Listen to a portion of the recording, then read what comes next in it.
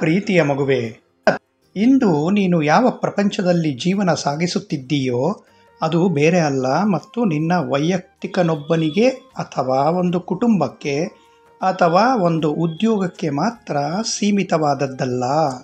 ಇದು ನಿನ್ನ ಅನುಭವಕ್ಕೆ ಬಂದಿದೆಯೋ ಅಥವಾ ಇಲ್ಲವೋ, ಆದರೆ ಎಲ್ಲರೂ ಒಂದೇ ಶಕ್ತಿ ವಲಯಕ್ಕೆ ಸೇರಿದವರು, ಒಳಗಿನೊಳಗೆ ಪರಸ್ಪರ ಸಂಪರ್ಕ ಹೊಂದಿದವರು ಮತ್ತು ಒಂದೇ ಪ್ರಜ್ಞಾಶಕ್ತಿಯ ಶಕ್ತಿಯನ್ನು ಹೆಣೆದುಕೊಂಡವರು ಆಗಿರುತ್ತಾರೆ.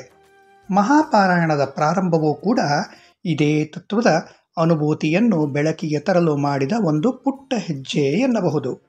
ನೀನೇ ನೋಡು, ಮಹಾಪಾರಾಯಣದಲ್ಲಿ ಹೇಗೆ ಬೇರೆ ಬೇರೆ ಸಂಸ್ಕೃತಿಗಳಿಂದ, ಬೇರೆ ಬೇರೆ ಭಾಷೆಗಳಿಂದ ಮತ್ತು ಬೇರೆ ಬೇರೆ ದೇಶಗಳಿಂದ ಜನರು ಕೂಡಿ ಸೇರಿ ಈ ವೇದಿಕೆಯಲ್ಲಿ ಒಂದೇ ಪರಿವಾರದವರಂತೆ ಪಾರಾಯಣದಲ್ಲಿ ಭಾಗವಹಿಸುತ್ತಾರೆ. ಇದೇ ರೀತಿ ಈ ಗ್ರಹವೂ ಕೂಡ ಅನಂತದಿಂದ ಪ್ರತ್ಯೇಕವಾದುದಲ್ಲ, ಬದಲಾಗಿ ಬಹುಸಂಖ್ಯೆಗಳ ವಿಶ್ವಗಳ ಸಮೂಹವೇ ಆಗಿದೆ. ನೀವೆಲ್ಲರೂ ಒಂದೇ ಮೂಲದಿಂದ ಸೃಷ್ಟಿಸಲ್ಪಟ್ಟವರು ಮತ್ತು ಒಂದೇ ಶಕ್ತಿಯ ಮೂಲದಿಂದ ಬಂದವರಾಗಿದ್ದೀರಾ. ಇದನ್ನು ಅರಿಯುವುದೇ ಏಕತೆ.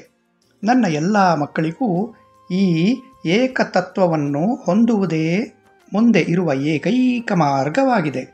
ನಿಮ್ಮ ಕೆಲವು ವೈಯಕ್ತಿಕ, ಸಾಮಾಜಿಕ ಹಾಗೂ ಆನುವಂಶಿಕ ನಂಬಿಕೆಗಳನ್ನು ಬಿಟ್ಟು ಬಿಡಿ ಮತ್ತು ನವಯುಗದ ನವ ಮುಂಜಾನೆಯನ್ನು ತೆರೆದ ತೋಳುಗಳಿಂದ ಸ್ವಾಗತಿಸಿ ಸುರಕ್ಷಿತವಾಗಿ ಚಾಲನೆ ಮಾಡು. ಲಘುವಾದ ಆಹಾರವನ್ನು ಸೇವಿಸು, ಮರೆಯದೆ ನನ್ನೊಂದಿಗೆ ಸಂಭಾಷಿಸು ಮತ್ತು ಮಾತುಗಳನ್ನಾಡು. ನಿನಗೆ ನನ್ನ ತುಂಬ ಪ್ರೀತಿ ಸದಾಕಾಲ ಇರುತ್ತದೆ.